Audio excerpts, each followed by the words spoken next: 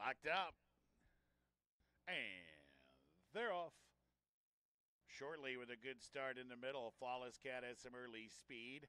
Mighty Les and Marcico are away well. And then it's Sir. CC's Clear Creek is up there. Early trailer is El Bambino. Race down the backstretch, 4.5 to go, and Flawless Cat comes away with the lead. Mighty Les emerges in second as Shortly is now back rated in third. CC's Clear Creek is up on the inside in fourth, out of jail on bail. Sits about 5 lengths off the lead. He's racing with Sir, who begins to rally now. And Sir is beginning to come with a nice run. 3 furlongs to go. Flawless Cat opening up here. Flawless Cat has a 4-length lead at the 5/16. Mighty Les is currently a clear second, but Flawless Cat is clear. And now Mighty Les begins to cut into the margin.